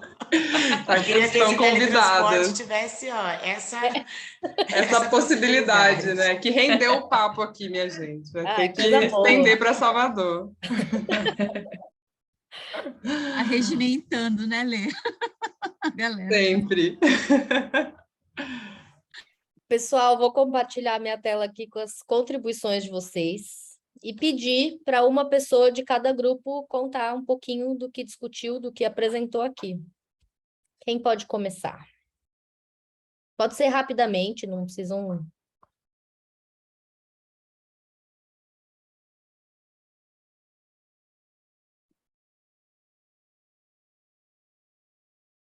Eles não tiraram nenhum representante, né? Vou tirar, então, aqui. Se não tirar, a Lucimar decide. Eu vou... Pior que eu não sei quem era quem, que grupo que era grupo, esqueci já. Ô, Marcelo, apresenta aí. Ele já escreveu, aí está tudo fresquinho na cabeça dele. Vai lá, então, Marcelo. Eleito. Eu sei que eu consegui ficar quietinho, Celane. Por favor. Bom, eu não entendi bem, esse que está em branco é do outro grupo, né? É do outro grupo. Pode ler só o do seu grupo e aí depois a gente pede para alguém do outro grupo ler os outros. Tá bom, vamos fazer um negócio no coletivo, como a gente conversou aqui, hein? Vou falar e se sentirem falta, me complementem, por favor. A gente começou a discussão muito pelas recomendações, que eu acho que foi fluindo um pouco mais e tal, e aí depois surgiu até uma coisa ali, mas a gente está falando agora um monte de coisa que não é aceitável, mas e o que a gente recomenda? E aí a gente foi lendo e retomando um pouco a discussão que a gente tinha tido aqui na plenária, a gente entendeu que eu acho que estava respondendo algumas coisas. Então, tem uma coisa das recomendações de olhar para os conceitos que a gente parte. Então, tem algumas coisas que estão muito cristalizadas, às vezes, que a gente não coloca em xeque. E é bom colocar as coisas em xeque e perguntar, e duvidar, e criticar, para a gente ver se está no caminho certo, se está fazendo a coisa certa. Por exemplo, o que a gente entende por infância e tantos outros conceitos que embasam nossas ações nesse campo. Questionar isso, às vezes, não é questionar o conceito de infância. Às vezes é questionar as nossas ações a partir do conceito de infância que está colocado.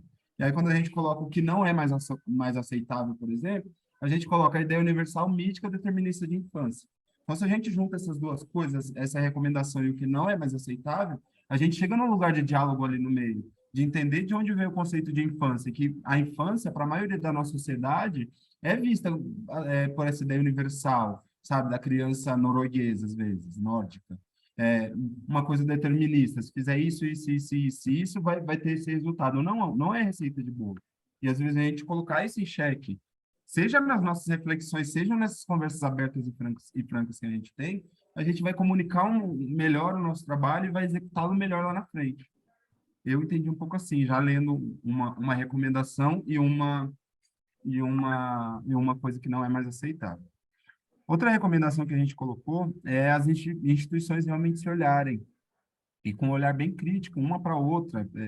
E a gente está falando aqui, se eu bem entendi, de novo, bem do terceiro setor, que eu acho que já tem uma troca, uma troca franca. Eu acho que esse encontro aqui, esse grupo responde a isso um pouco, mas vale trabalhar um pouquinho mais junto, vale discutir um pouquinho mais junto, para a gente se olhar de forma crítica. Ei, que ação é essa que você fez? Que iniciativa é essa que você tem? Como é que está indo? Tem alguém projetando, não sou eu. A Laís perguntou. Sou eu, então eu não estou conseguindo desprojetar, eu acho. Acho que Desculpa, sou eu, Marcela. não sou eu que estou projetando? Ai, será, Mariana? Me Eu só ajuda. estou vendo É a Mari que tá Ed. projetando. É a Mari. É a Mari. Ai, Mari, desculpa, é que eu estava no subgrupo de projetando e achei que não tivesse saído, desculpa. Imagina, fica tranquilo. Então a gente precisa também, para além de estabelecer o diálogo entre as ideias que já estão estabelecidas, estabelecer também um diálogo entre as instituições que atuam no campo da primeira infância, para a gente ver como é que está se desenvolvendo as discussões sobre equidade em todos os campos possíveis, com todas as temáticas, para a gente ter esse lugar de encontro e profícuo para tudo isso que sair dali. E, por fim, eu acho que essas duas recomendações encontram respaldo nessa terceira que eu vou falar, que é a construção de consensos, que é uma coisa que a gente já falou na plenária e que a gente olha como uma coisa que pode ampliar a reflexão e exigir novas concepções. Então, acho que casa muito com as duas primeiras coisas. Ampliar essa concepção para tudo que a gente olha, para tudo que a gente faz, ampliar o diálogo para criar novas reflexões e a gente também não partir só de um lugar de talvez repetir ou copiar o que já está sendo feito e criar coisa nova, ou embriões de coisa nova dentro da coisa velha, para que as coisas sejam mutáveis, senão a gente não sai do lugar. E aí, por último, a outra coisa que a gente colocou que não é mais aceitável, e aí eu acho que por razões óbvias, que já foram todas discutidas aqui, eu vou só ler e vou encerrar, que é a invisibilidade das crianças, principalmente dos bebês, como sujeitos de direitos. Não é mais aceitável que a gente siga tratando o bebê como uma posse. Eu acho que isso aqui revela muito, eu falei que não ia comentar, já estou comentando, né? Isso aqui revela muito da nossa sociedade, de como olha para as crianças, de como o Estado olha, que o Estado hoje gere as coisas. Acho que, e aí eu acho que aqui cabe uma reflexão sobre o nosso modelo econômico em voga, que eu acho que gere também as coisas como capitalismo, as relações, seja as relações parentais, as relações amorosas, estão cheias disso, estão impregnadas, então tem uma coisa mesmo da mãe, de olhar e falar, minha criança, quem educa sou eu, quem bate sou eu, quem faz carinho sou eu, e ninguém se mete. Eu acho que a gente precisa olhar mais para a criança como sujeito de direitos, eu não, né, o grupo, desculpa, e identificar esses direitos, e ver onde estão os gargalos para o desenvolvimento dessas crianças. Desculpa, gente, se eu me alonguei muito. Imagina, foi ótimo, obrigada. E do outro grupo, quem quer compartilhar?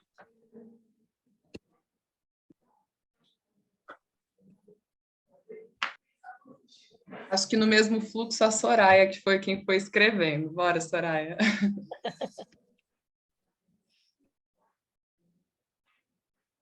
Tá com o microfone Soraya. fechado. Isso. Opa, só emoção aqui. Então, eu vou ler, porque foi muito bom, a gente discutiu e teve também cuidado na hora de escrever, então acho que está resumido e está muito aproximado do que o Marcelo já trouxe. Então, a gente partiu das recomendações, pensando, né, que a recomendação exatamente, ela enfrenta aquilo que a gente não quer, né? Então, a ideia é produção, a gente recomenda, né? A produção e o compartilhamento de dados e metodologias com enfoque na equidade racial e de gênero, a pactuação de enfrentamento ao racismo com organizações que atuem na pauta da primeira infância, independentemente se são organizações lideradas por pessoas negras, né? Então, também, acho que isso traz muito, né, da que a gente discutiu um pouco antes, que Suelaine trouxe, né, que Laís trouxe e Letícia também, né, de como a pauta do racismo, ela aparece, na maior parte das vezes, quando tem uma instituição que já tem isso de forma fundante, né? Então, a gente acha que essa é uma pactuação para todas as organizações. E garantir a diversidade de dados sobre a primeira infância. Então, que esses dados, ele saia desse escopo colonizado, né? E aí, nesse aspecto mesmo, a gente vai para aquilo que a gente acha que não é aceitável. Então, entender a infância como algo universal, que é igual para todas as crianças, que não respeita a diversidade e nivela por um pensamento colonizador. Então, a gente está exatamente recomendando que haja esse levantamento de dados, esse compartilhamento de forma que garanta essa diversidade. Também achamos que não é aceitável que as políticas elas sejam orientadas exclusivamente pelo uso dos debates científicos da neurociência. Então, tem a ver um pouco também com o que o Marcelo falou, que não é só a concepção de infância, mas é como nós percebemos, né, e utilizamos dessa concepção. E a mesma coisa, esse debate da neurociência. Então, não é a neurociência, mas é como que as políticas se orientam exclusivamente pelo uso desses debates, né, sem considerar outros saberes e outras culturas. Não o aprofundamento foi uma palavra que reinou ali na nossa discussão, né? Como, então, aprofundar. É isso. Muito obrigada, gente. Que bacana ver as recomendações e as opções de vocês aqui. A gente está caminhando para o final do nosso último encontro, então vou pedir para a Lucimar fazer uma reação aqui ao que foi apresentado, e a sua fala final, e depois a gente faz uma fala rápida de avaliação. Obrigada.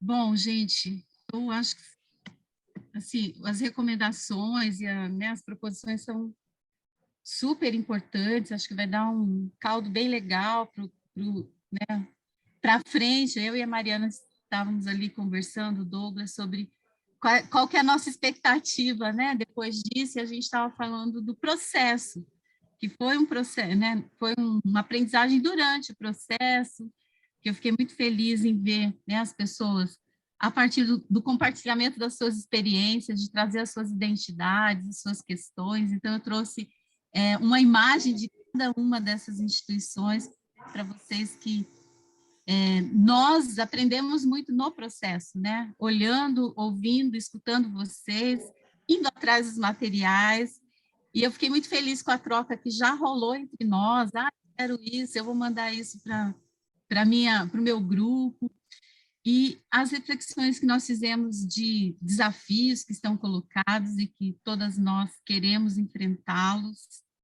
para que a gente possa, né? Não sei se alguém, essa aqui é uma figura de uma criança trans, essa aqui é de um menino que alfabetizou a sua mãe aos 12 anos, então essa criança só pode pensar a si mesma como capaz de ocupar este lugar, porque ela teve, né, de algum modo, embora pobre, etc., uma condição de pensar a si mesma como sujeito, que é o que nós queremos quando a gente fala em pleno desenvolvimento.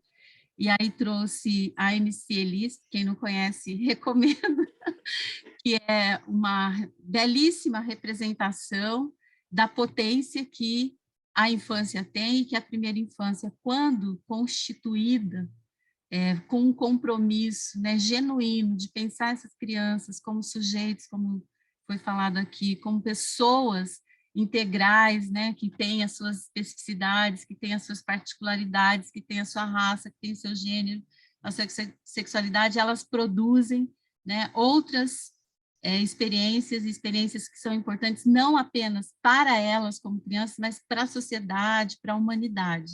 E aí eu termino com a Mafalda, que eu acho o máximo, né, quando ela diz, ela é uma criança, né, a representação de uma criança que questiona o mundo, que propõe, né, que nos impõe uma outra dinâmica, que nos convoca e provoca. E aí ela reivindica esse lugar de quem sabe, né, de quem pode tomar também para si uma presença ativa. Então, ela está em espanhol, né?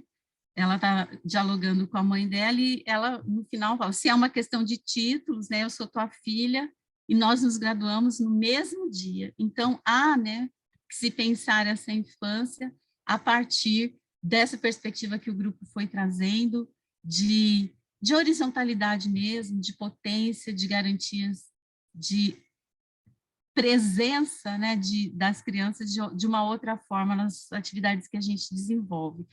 E aí eu tinha pedido para a Mariana levar para vocês algumas perguntas para a gente pensar, não é para responder, mas eram perguntas para a gente pensar o que aprendi com as experiências apresentadas.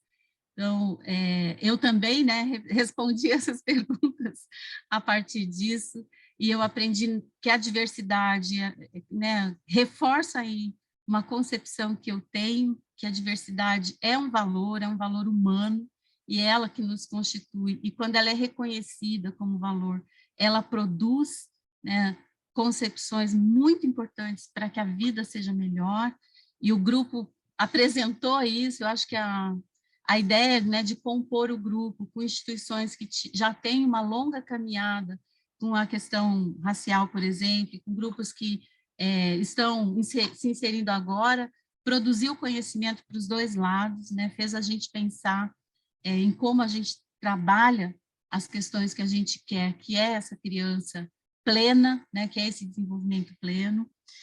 E eu já apontei os desafios que a gente tem. Eles não são pequenos. Agora, quando vocês apresentaram, né, por exemplo, a constituição de consensos, uma ampliação de paradigma para pensar a infância, que a gente sabe que tem hoje com hegemonia, então como é que a gente avança sobre isso? E quais são os nossos acordos, que são as questões que vocês apresentaram aqui como inegociáveis, né? Então, acho que nós já podemos firmar o nosso próprio pacto aqui interior, dentro dessa pequena comunidade que vai se espalhar por outros espaços que são, não é possível mais negociar, né, o trato da infância a partir das categorias que vocês colocaram, da universalidade, da criança mítica, de uma criança, né, genérica, e de uma única perspectiva de pensar a infância. A infância é plural e as perspectivas para pensá-la também, as respostas são plurais. Quero agradecer, então, a estar aqui com vocês, né? Foi muito importante para mim. Eu já conheço algumas instituições aqui, não conhecia outras, e aprendi muito, muito mesmo. E espero que essa comunidade se mantenha, né, do ponto de vista dessa aprendizagem, dessas trocas que a gente vai fazendo. Tem um exercício que a Mariana vai fazer com a gente de avaliação, mas também queria abrir para vocês, se vocês ainda querem colocar alguma questão, alguma impressão, enfim, algo, esse momento está aberto para essa última rodadinha aí de conversa, e depois a gente vai para a atividade, posso chamar de avaliação, né, Mari? É uma perguntinha rápida, não vai ser nenhum exercício. Mas é isso, se alguém quiser colocar mais alguma coisa, eu acho que essas questões que eu sistematizei, quero que elas ecoem para frente, né? Para a gente ir repensando e pensando as nossas ações. Se ninguém quiser mais falar, eu passo para a Mari.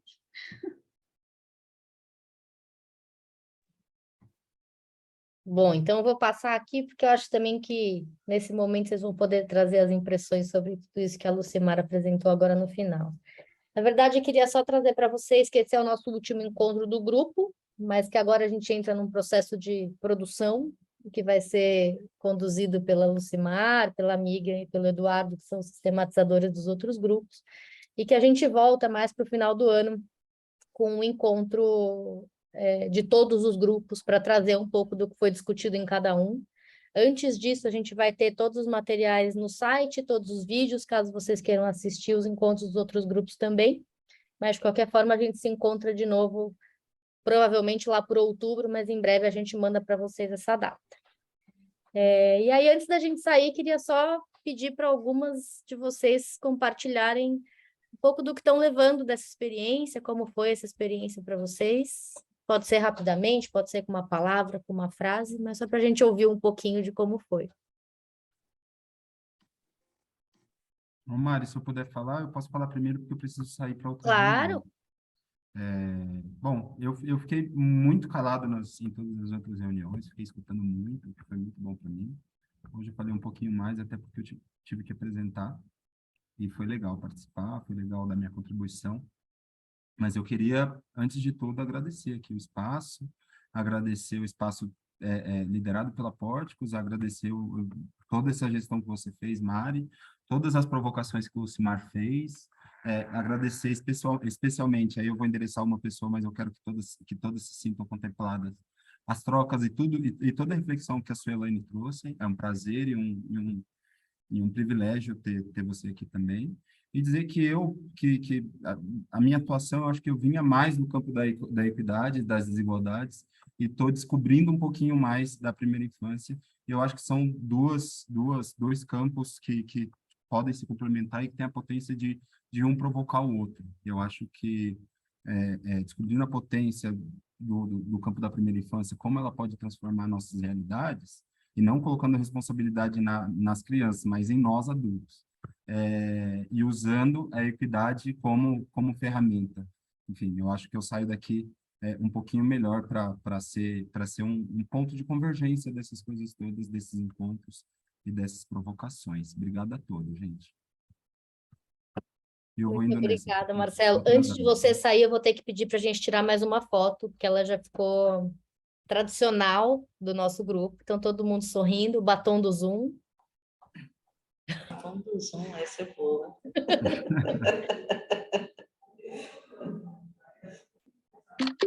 Muito bom. Obrigada. Obrigado, gente. Tchau. Seguem as falas. Tchau, Marcelo. Obrigada, Marcelo. Quem mais gostaria de compartilhar? O que está levando dessa experiência? Eu escrevi lá no chat, reflexão. Muita reflexão. Bacana, Flávia.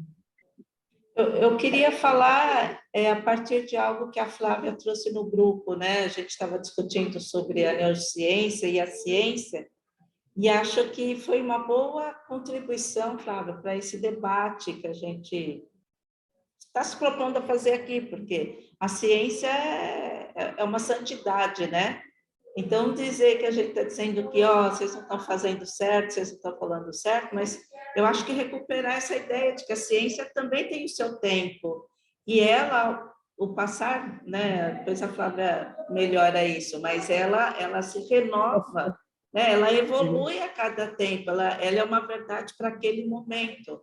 Né? Então, eu acho que é isso que a gente tem que ficar o tempo todo dizendo. Sim, era assim até agora, mas né, a gente avançou bastante. Então, eu acho que é isso, né? Porque esse grupo está conseguindo contribuir, né? Olha, vamos, nesses tempos, pós-pandemia, onde tudo caiu e tudo mudou, né? A gente precisa rever conceitos, concepções e assumir responsabilidades, né? Então, eu acho que é um pouco isso que fica, que nós estamos nos propondo a assumir responsabilidades com questões que são vitais enquanto seres humanos. Então, é isso, é só dizer que estamos do lado certo, eu acredito. Então, só complementar para esclarecer, e é nesse caminho que a Solane disse, que eu tenho uma amigona neurocientista, e ela fica pé da vida, que ela fala, gente, o verdadeiro cientista, ele não segura uma verdade única. Tudo que ele fala é baseado num contexto, numa amostra, numa condição, e ela sabe, o verdadeiro cientista sabe que aquilo que ele afirma vai ser cancelado daqui a pouco, vai ser negado, vai ser reconstruído, ampliado, mudado. Então, eu trouxe lá no grupo que o que eu vejo de danoso que está sendo, como está sendo usado a ciência. A ciência está sendo comunicada como a verdade única e o caminho. Não, mas o verdadeiro cientista que entende o que é a ciência na sua essência, ele sabe que aquilo não é absoluto de forma alguma e que precisa ser conversado com o contexto, nas condições, dentro de... Né? Então, eu acho que a forma como a ciência está sendo usada é muito danosa. Enfim, então, foi mais ou menos isso, né, Suelane? Não foi assim? Tá. Só para ver se eu estou falando a mesma coisa, porque eu mudo tão rapidamente que já posso estar falando outra coisa. Eu vou aproveitar o gancho da Flávia e acho que uma coisa que foi muito importante, que foi falada, acho que quase em todos os encontros e esteve bem presente nesse nosso fechamento, foi sobre pactuação.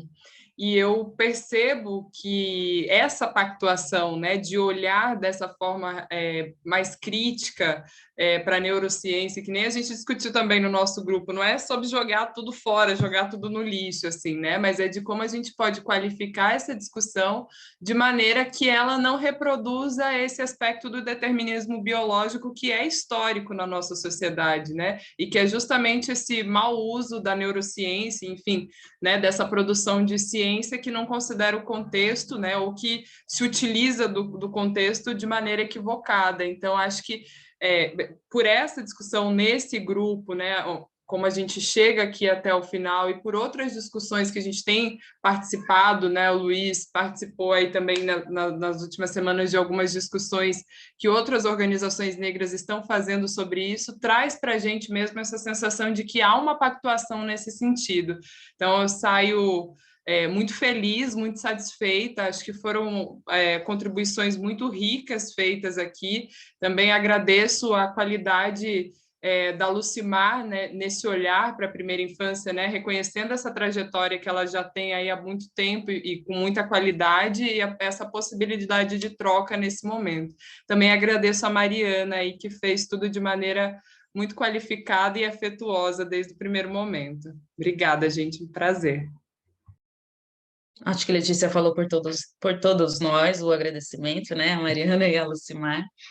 Eu também, Letícia, me sinto muito feliz. Isso foi uma coisa que até que eu compartilhei com a Letícia quando era na Pórticos, no outro semestre da comunidade, que é muito bom estar em grupo, né, estar com outras organizações da área da primeira infância, discutindo de uma forma muito transparente, sem uma agenda por trás, porque a gente tem muitas redes, a gente tem muitos fóruns, mas são todos com uma atuação política muito forte e de grande disputa e, né, espaços difíceis muitas vezes, e aqui é uma comunidade de aprendizagem, então é uma oportunidade, eu acho, sem igual, da gente estar aqui juntos, trocando e se conhecendo e podendo falar sem travas, sabe? Porque não tem nenhum objetivo onde a gente quer chegar, não tem nenhuma incidência específica que a gente quer fazer, nenhum sacrifício político aqui, ali, acolá.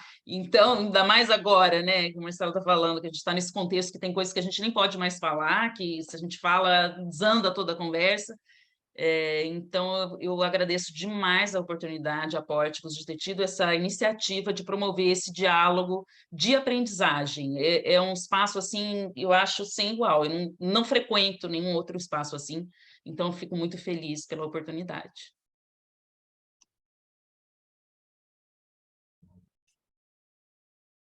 Gente, muito bacana. Não sei se mais alguém queria falar, mas acho que estamos contempladas todas pelas falas. Eu aproveito para agradecer muito, não só a participação de vocês, mas a escuta, a reflexão conjunta, a dedicação, a Lucimar, que nos conduziu de forma maravilhosa. E é isso. Ansiosa para os próximos passos, assim que a gente tiver notícias, a gente manda para vocês. E só agradeço. Uma ótima semana para vocês. Um beijo. Um beijo. Obrigada, gente. Boa semana para todo mundo. Ótimo. Obrigada. Boa semana, gente. Obrigada. Tchau. Nos espero em Mari, Salvador. nos falamos, né? Falamos. Até Salvador, Soraya, tô esperando. Até Salvador, gente. Um beijo. Tchau. Tchau.